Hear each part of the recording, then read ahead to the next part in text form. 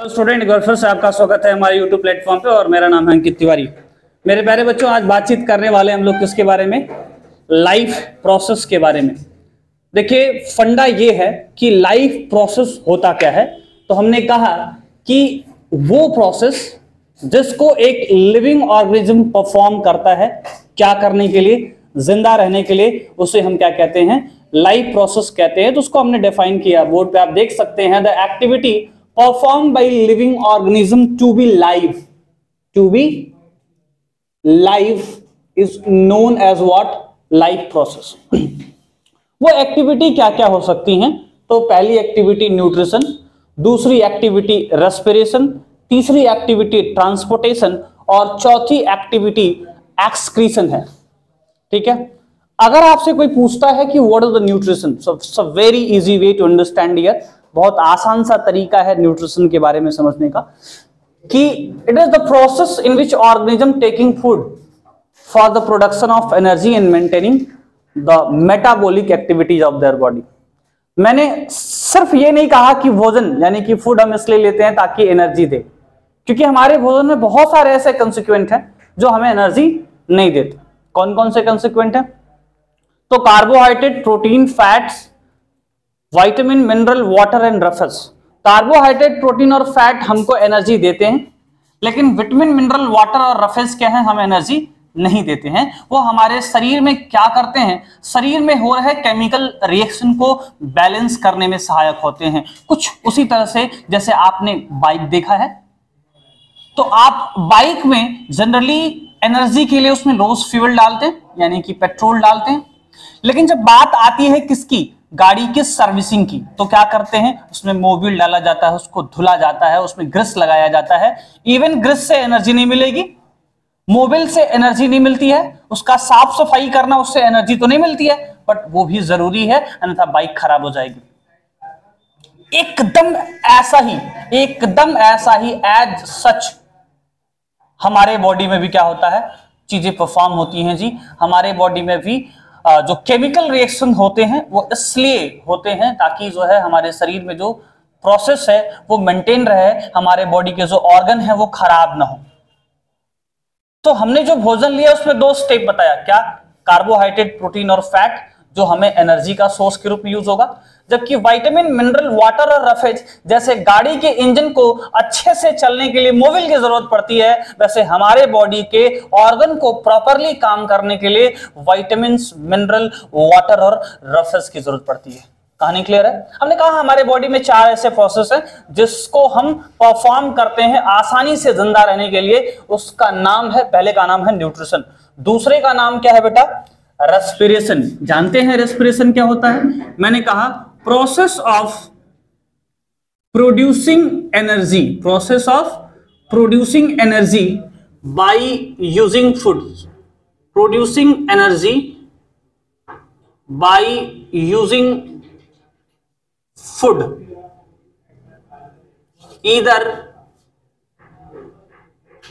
into the presence of oxygen,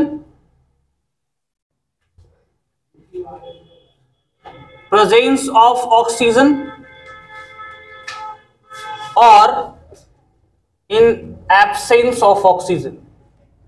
absence of oxygen को क्या बोलेंगे? रेस्पिरेशन बोलते हैं। तो यदि आपसे कोई पूछता है कि रेस्पिरेशन क्या है, तो एक ऐसा प्रोसेस है जिसमें एनर्जी प्रोड्यूस करते हैं। ये हो सकता है कि ऑक्सीजन के प्रेजेंस में करें, हो सकता है कि ऑक्सीजन के एब्सेंस में करें।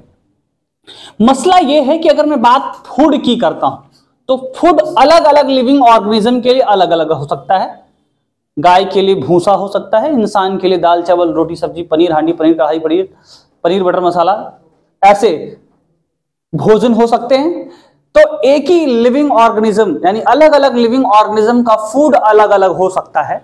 लेकिन अगर बात किया जाए कि फूड से मिलेगा क्या, तो फूड से एनर्जी मिलती है और उसके शरीर में हो रहे केमिकल रिएक्शन को उसके शरीर के जो बाकी ऑर्गन है वो प्रॉपर फंक्शन कर सकें, उसके लिए उसके अंदर एडिशनल न्यूट्रिएंट की जरूरत पड़ती है, जिसका नाम है vitamin, mineral, water and roughage. जैसे मोबिल और ग्रीस जरूरी है गाड़ी को चलने के लिए, वैसे विटामिन, मिनरल और वाटर और रफेज जरूरी हैं बॉडी के ऑर्गन को प्रॉपर फंक्शन करने के लिए। कहानी क्लियर है? ओके। रेस्पिरेशन क्या है भाई? खाना खा लेना बहादुरी की बात नहीं है। भोजन आपने खाया, उससे कोई बहादुरी की बात नहीं है, उससे एनर्जी लेना जरूरी है। तो खाना खाने के बाद उसको आप पचाते हैं, पचाने के बाद वो सेल में जाकर स्टोर होता है, लेकिन उससे आपको एनर्जी नहीं मिली। जैसे इस बात को समझने के लिए ऐसे समझिए कि एक किसान है, तो किसान अपने खेत में खेती किया, अनाज पैदा किया, पैदा करके उसको ले जाके घर में रख दिया, क्या उससे उसको पैसे मिले? नहीं जी। जब तक वो अनाज को बेचेगा नहीं तब तक उसको पैसे नहीं मिलेंगे, और तब तक वो चाहे ऑडी और मर्सिडीज खरीदना या जो भी मोटरसाइकिल या साइकिल खरीदना चाहता है तो वो तभी खरीद पाएगा जब अपने अनाज को बेचेगा। ऐसे ही जब आप न्यूट्रिशन के प्रोसेस को कंप्लीट कर लेते हैं, खाने को पचा के डाइजेस्ट करके उसको अल्टीमेटली स्मॉलेस्ट फॉर्म में जब कन्वर्ट कर लेते हैं, तो अगला स्टेप उससे एनर्जी निकालने का होता है, और एनर्जी निकालने के लिए जो प्रोसेस को अंजाम देते हैं उससे बोलते हैं बेटा रेस्पिरेशन। कहानी क्लियर है? अब आता है तीसरा स्टेप, ट्रांसपोर्टेशन। ऑब्वियस सी बात है कि जैसे किसान को अपना घर से अगर मार्केट में अनाज को बेचना है तो ट्रांसपोर्टेशन का यूज करेगा, वो अनाज घर में तो बिकेगा नहीं, या खेत से अगर घर में अनाज लेके जाना है तो ट्रांसपोर्टेशन का यूज होगा। ऐसे हमारी बॉडी में भी ट्रांसपोर्ट सिस्टम पाया जाता है, चाहे वो प्लांट हो चाहे वो एनिमल हो। ये ट्रांसपोर्टेशन क्या करता है? चलता रहता है, चलता रहता है, चलता रहता है, और एक पार्ट ऑफ द बॉडी से दूसरे पार्ट ऑफ द बॉडी को जरूरत की चीजें क्या होती हैं? ट्रांसपोर्ट हो जाती हैं। कुछ उसी तरह से जैसे अगर आपको यहां से दिल्ली जाना है और दिल्ली से फिर आपको बनारस आना है, और कोई ट्रेन दिल्ली से भी आगे जाती हो, तो आप क्या करेंगे? और या मान लीजिए बिहार से आती हो, बनारस होते हुए दिल्ली जाती हो, तो आप क्या करेंगे? आप बनारस में ट्रेन में बैठ जाएंगे और दिल्ली में जाके उतर जाते हैं। यानी आप के हिसाब से ट्रेन नहीं चलती है, ट्रेन चलती रहती है, आपके अपने जरूरत के हिसाब से काम होता है। कोई इलाहाबाद बैठेगा, कोई कानपुर बैठता है, और ऐसे जिसको जहां उतरना उतर जाता है। वैसे ही हमारे बॉडी के अंदर भी क्या होता है? हमारे बॉडी के अंदर भी ट्रांसपोर्ट सिस्टम पाए जाते हैं, जो क्या करते हैं, हमारे बॉडी में जो भी जरूरत की चीजें हैं वो एक पार्ट ऑफ द बॉडी से दूसरे पार्ट ऑफ द बॉडी को ट्रांसपोर्ट करते हैं। कहानी क्लियर है? ओके, तो ट्रांसपोर्टेशन क्या होता है? ट्रांसफर ऑफ न्यूट्रिएंट्स और essential material from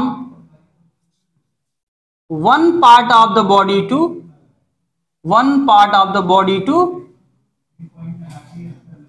another part, one part of the body to another part को क्या बोलेंगे बेटा? उसको बोलते हैं ट्रांसपोर्टेशन। समझ में आ गया? उसके लिए हमारे बॉडी में ब्लड ट्रांसपोर्ट सिस्टम पाया जाता है, और प्लांट के अंदर जाइलम और फ्लोएम पाया जाता है, जिससे वो क्या करता है? जरूरत की चीजों को एक पार्ट ऑफ द बॉडी से दूसरे पार्ट ऑफ द बॉडी को ट्रांसपोर्ट करता है। सबसे लास्ट वन, आपने खाना खाया, खाना को पचाया, पचाने के बाद उसको एब्जॉर्ब किया, एसिमिलेट किया, सेल में स्टोर किया, क्या एनर्जी मिली? आंसर है नहीं। तो एनर्जी कैसे मिलेगी? उसका रेस्पिरेशन होता है। क्या होता है? रेस्पिरेशन। रेस्पिरेशन में हम क्या करते हैं? सेल के अंदर जो प्रेजेंट फूड है, यानी जो ग्लूकोज है, उसको तोड़ते हैं, और उसको तोड़ने के लिए हमारे पास दो व्यवस्था है।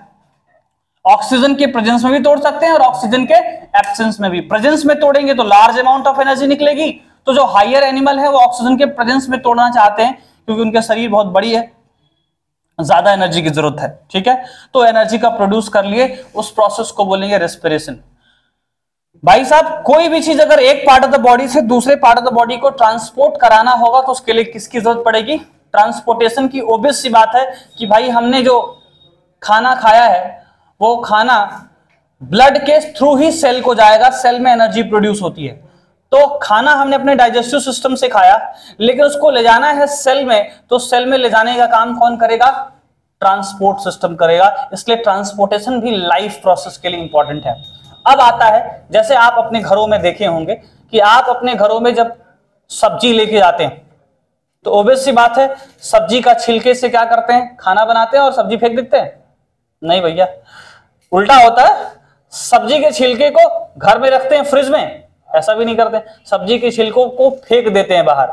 ऐसा नहीं करेंगे तो घर 3-4 दिन में इन्फेक्शन से फैल जाएगा, बहुत सारे कीड़े मकोड़े वहां ग्रो कर जाएंगे, जिससे घर में बाकी लोग बीमार हो सकते हैं। जिस तरह से आपके घर से सफाई की जरूरत पड़ती है, वैसे बॉडी में से भी जो भी चीजें यूज होने के बाद एक्स्ट्रा बच गई हैं, उसका सफाई होना बहुत जरूरी है। और इस सफाई के प्रोसेस को अंजाम देने के लिए हम जो प्रोसेस परफॉर्म करते हैं उसे हम क्या कहते हैं, उसे बेटा एक्सक्रीशन कहते हैं। कहानी क्लियर है? तो यदि आपसे कोई पूछता है कि एक्सक्रीशन क्या है, तो कहेंगे बेटा एक्सक्रीशन के साथ साथ एक टर्म और आता है, इजेशन। इजेक्शन, एक्सक्रीशन और इजेशन में थोड़ा सा डिफरेंस है, हम आगे चल के क्लियर आउट करेंगे, लेकिन थोड़ा सा समझने की जरूरत है। देखिए इजेशन में क्या होता है, removal of unwanted, unabsorbed, unnecessary toxic material from the body. खाना खाया, खाना को पचाया, पचाने के बाद जो जरूरत की चीजें थी वो ऑब्जॉर्ब कर लिया, उसके बाद जो चीजें बच गई, अनवांटेड, अनएब्जॉर्ब, अननेसेसरी मटेरियल जो बच गई, उसको शरीर से हम एज ए फीकल मटेरियल के फॉर्म से निकालते हैं और उस प्रोसेस को क्या बोलते हैं, इजेशन कहते हैं। What is the excretion? Excretion थोड़ा सा एडवांस प्रोसेस है। हमने सोचा कि खाना को सेल में स्टोर कर लिया, तो सेल में स्टोर करने के बाद अब तो इससे कोई वेस्ट मटेरियल नहीं निकलेगा, पर ऐसा नहीं होता है। जैसे हम घर में सब्जी बना लेते हैं, तो सब्जी बनाने के बाद हमको लगता है कि अब इसमें से तो कोई वेस्ट मटेरियल नहीं निकलेगा, लेकिन वास्तव में कई बार कढ़ाई में सब्जी रह जाता है, कुकर में चावल रह जाता है, तो वो बच जाता है, तो वो भी एक वेस्ट मटेरियल है, उसका भी निकालना जरूरी है। इसी तरह से हमारे बॉडी में क्या होता है, जो हमारा ग्लूकोज है उसको जब हम तोड़ते हैं तो उससे क्या निकलता है, कार्बन डाइऑक्साइड निकलता है। प्रोटीन को तोड़ेंगे तो अमोनिया, जिसको कि लेस या जिसको डिटॉक्सिफाई किया जाता है लीवर में, उससे बनाया जाता है यूरिया, उसका भी निकालना जरूरी। तो प्रोटीन, हम सोचा कि जो एमिनो एसिड है, प्रोटीन का सिंपलेस्ट फॉर्म एमिनो एसिड होता है, तो एमिनो एसिड है, अगर हम उसको यूज करते हैं तो उससे भी एक टॉक्सिक मटेरियल अमोनिया निकलेगा, जिसका शरीर से निकालना बहुत जरूरी है, जहरीला मटेरियल है। तो इसको बोलते हैं मेटाबॉलिक वेस्ट। कौन सा वेस्ट? Metabolic waste. तो अगर कोई पूछे कि व्हाट इज द एक्सक्रीशन, तो process of removal of metabolic waste. Metabolic waste का मतलब, पहले तो हम सोचे थे कि अब तो पूरा काम का है ना, सब्जी बनाए तो हम सोचे सारा सब्जी यूज कर जाएंगे, लेकिन कढ़ाई में कुछ सब्जी सटा रहेगा, अब वो तो काम का नहीं है, तो उसको भी तो निकालना है, उसको भी तो फेंकना है। वैसे जब हम सेल में ग्लूकोज की बात करेंगे, तो ग्लूकोज को ले जाके हम एनर्जी प्रोड्यूस कराने की कोशिश किए। जब एनर्जी प्रोड्यूस कराने की कोशिश की, एनर्जी तो निकला, साथ ही साथ CO2 निकला। CO2 का बॉडी में कोई रोल नहीं है, तो CO2 हमारे रेस्पिरेटरी सिस्टम से, यानी हमारे जो ब्रीदिंग वाला पार्ट है, लंग्स है, उससे निकाला जाता है। कहानी क्लियर है? तो वो क्या है, एक्सक्रीशन है। या जो हम यूरिन पास करते हैं, यूरिन से क्या निकलता है, यूरिया, जो प्रोटीन के चलते जो एमिनो एसिड बना है, और प्रोटीन का सिंपलेस्ट फॉर्म होता है एमिनो एसिड। जब एमिनो एसिड को तोड़ते हैं तो उससे निकलता है अमोनिया, और अमोनिया बहुत क्या होता है, जहरीला होता है, जो लीवर के पास जाता है, और लीवर उसको लेस टॉक्सिक बनाता है, यूरिया में कन्वर्ट करता है, और इस यूरिया को शरीर से निकालना बहुत जरूरी होता है। तो ये यूरिया हमारी यूरिन के थ्रू पास होती है। ये कैसा वेस्ट है, मेटाबॉलिक वेस्ट है। इसके बारे में हम डिटेल में चर्चा करेंगे, हम ब्रीफ रिव्यू दे रहे हैं इस पूरे चैप्टर का, ठीक है। तो ये पूरी कहानी किससे रिलेटेड रही, लाइफ प्रोसेस रिलेटेड रही, जिसके बारे में हम चर्चा करेंगे, ठीक है।